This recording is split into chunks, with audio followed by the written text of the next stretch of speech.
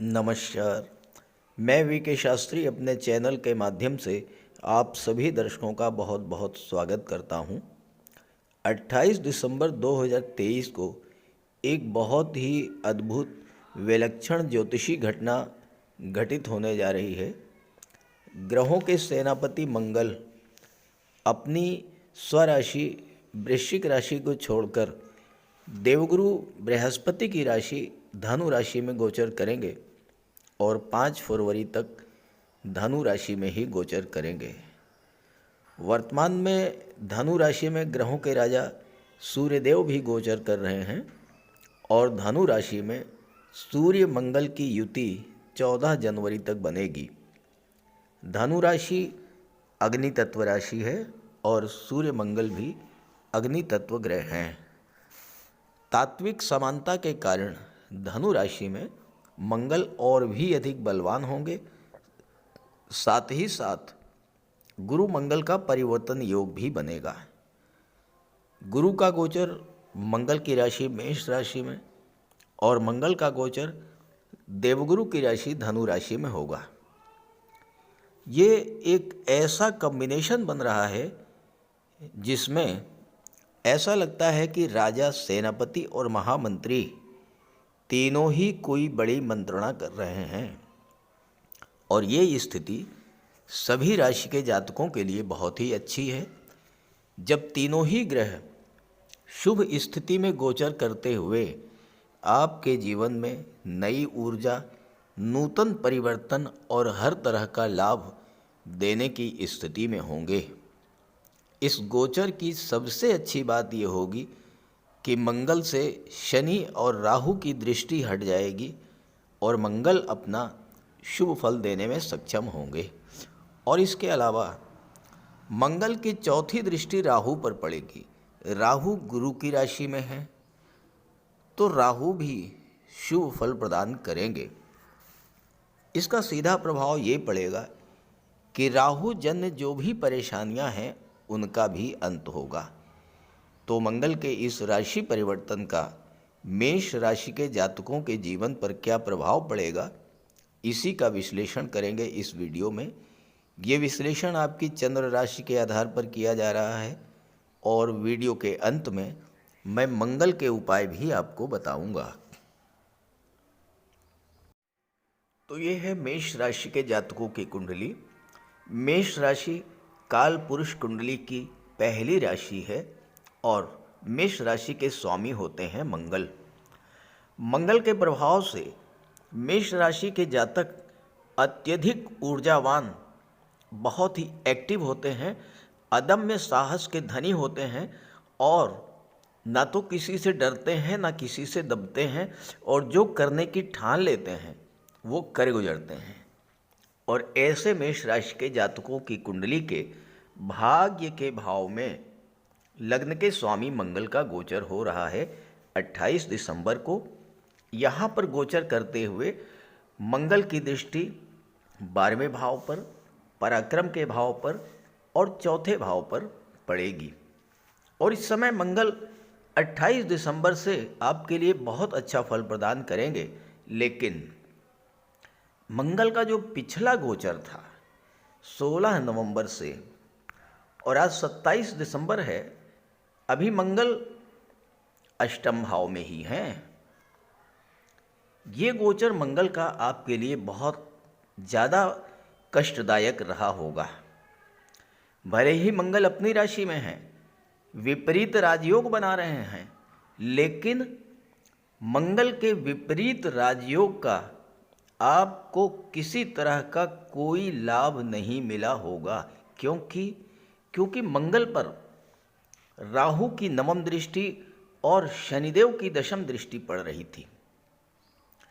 दो पाप ग्रहों की दृष्टि जब मंगल पर पड़ी तो राजयोग भंग हो गया और फिर मंगल ने अष्टम भाव में गोचर करते हुए कौन कौन से कष्ट आपको नहीं दिए होंगे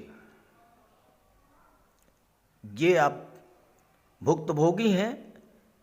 आप खुद समझ सकते हैं कि 16/11 से जो मंगल का गोचर रहा आपके लिए कितना कष्टदायी रहा।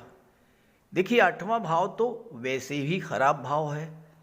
दुखों का, कष्टों का, विघ्न बाधाओं का, रुकावट का, चोट चपेट एक्सीडेंट का, आकस्मिक घटनाओं का, सांघातिक रोगों का। और यहाँ पर जब राशि के स्वामी ही पीड़ित होकर के गोचर करें तो हर तरह की समस्याएं आपके जीवन में आई होंगी। सबसे बड़ी समस्या तो आपके जीवन में धन को लेकर आई होगी, क्योंकि यहाँ पर गोचर करते हुए मंगल चौथी दृष्टि से लाभ के भाव पर की दृष्टि को देख रहे हैं, तो आपके इनकम के स्रोत बंद हो गए होंगे, आपका कारोबार ठप हो गया होगा, कार्यों में विघ्न बाधा रुकावट आई होगी, कोई नया काम आप शुरू ही नहीं कर पाए होंगे, जो पैसा था आपके पास वो धीरे धीरे खर्च होना शुरू हो गया होगा, क्योंकि राहु 12वें भाव में बैठे हैं, मंगल पर दृष्टि डाल रहे हैं, खर्च बढ़ गए। यहाँ पर गोचर करते हुए मंगल की दृष्टि धन के भाव पर पड़ी, तो ना तो पैसा आया ना धन का संचय हुआ, लेकिन आप इतना अधिक परेशान हुए होंगे, क्योंकि वाणी के भाव में मंगल की दृष्टि पड़ रही है दूसरे भाव पर। वाणी आपकी बहुत ही कठोर हो गई होगी, क्रोध आपको बहुत आया होगा, अचानक से किसी बात को लेकर के बहुत अधिक क्रोध आपको आया होगा, परिवार के सदस्यों के बीच में तनाव की स्थिति बनी होगी, लड़ाई झगड़ा हुआ होगा, हो सकता है कि कोर्ट कचहरी अस्पताल के चक्कर भी आपको लगाने पड़े हों, क्योंकि अष्टम भाव में गोचर कर रहे हैं। ब्लड संबंधी रोग, high blood pressure, piles, viral infection, इन सब चीज़ों से आप पीड़ित हुए होंगे। जब लग्न का स्वामी अष्टम में गोचर करेगा और पीड़ित हो जाएगा तो समस्या ही समस्या आपके जीवन में आई होगी।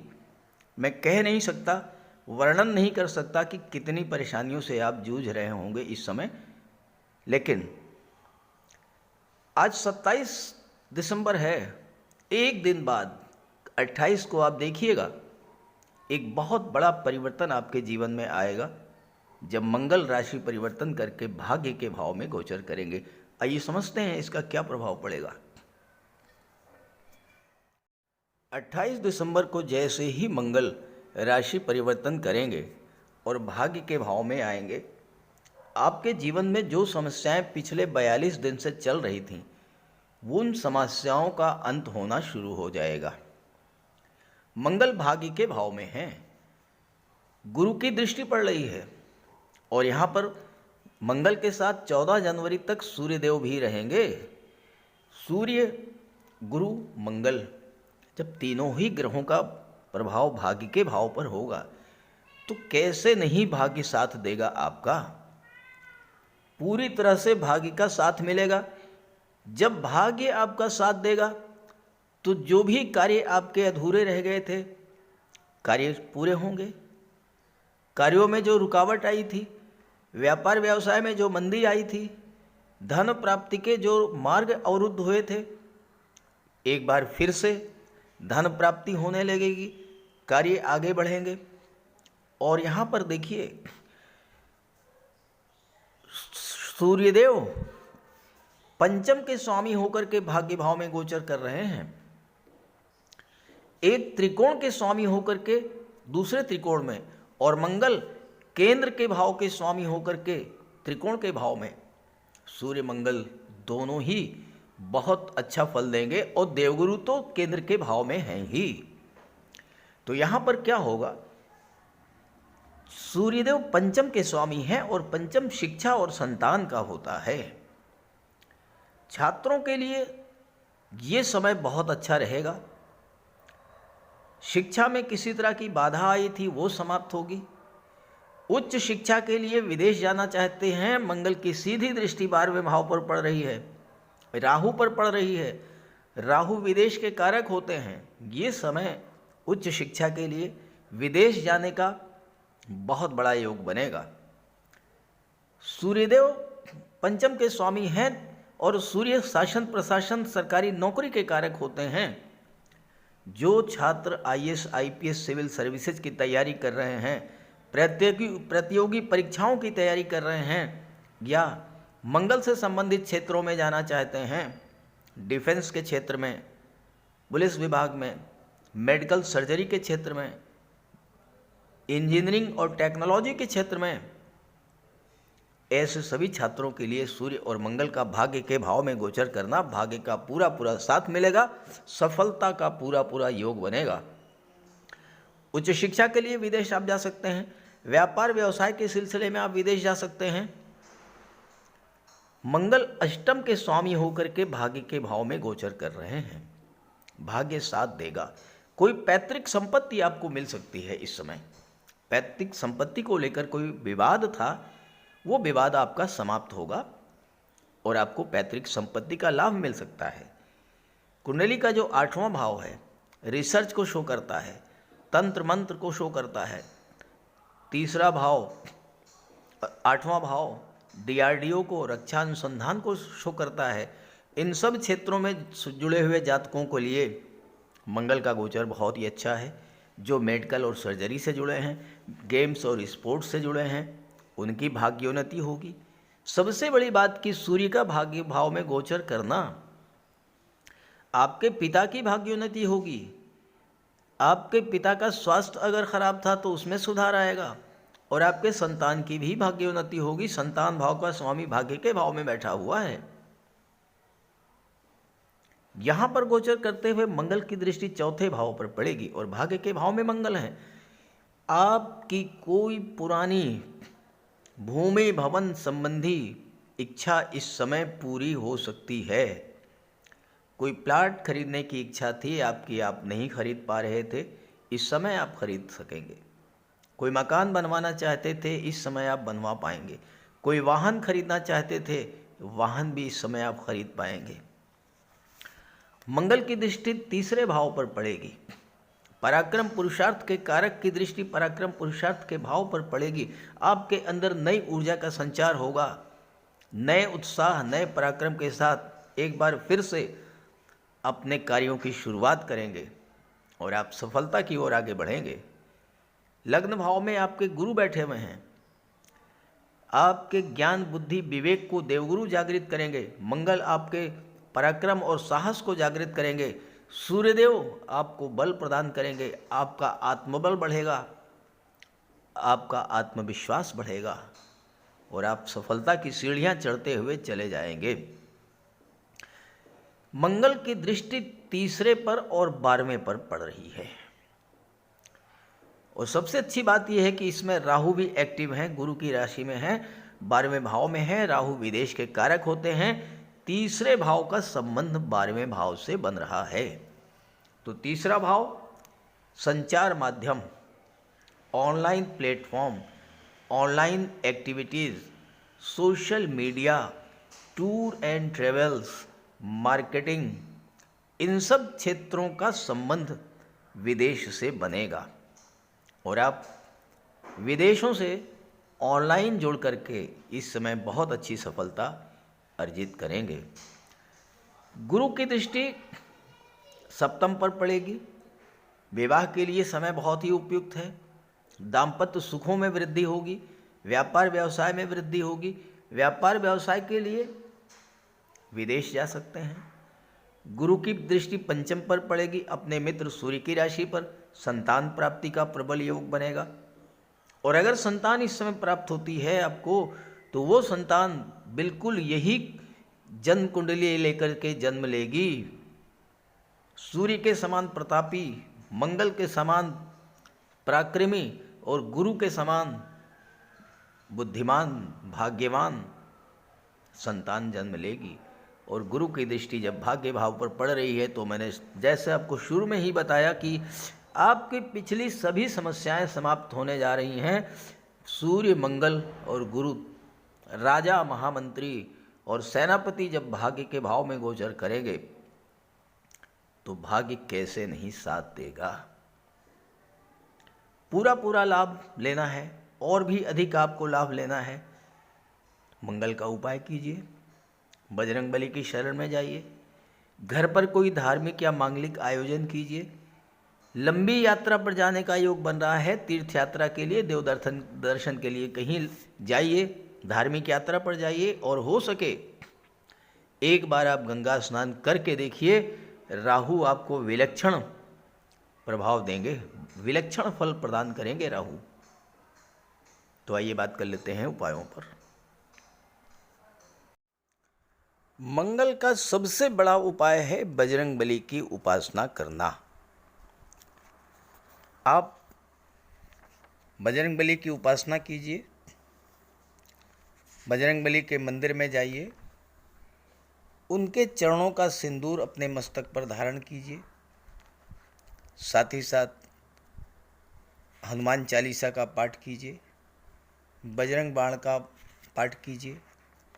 मंगलवार के दिन अगर आप व्रत रख सकें तो मंगलवार का व्रत रखिए, साथ ही साथ हनुमान जी को चोला चढ़ाइए।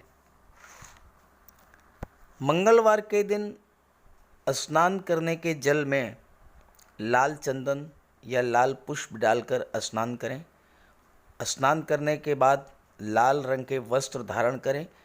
अगर नहीं कर सकते हैं लाल रंग के वस्त्र धारण, तो कम से कम एक लाल रुमाल अपनी जेब में जरूर रखें। मंगलवार के दिन मंदिर में जाएं, बजरंगबली के लड्डू का भोग लगाएं और गरीबों में बांट दें।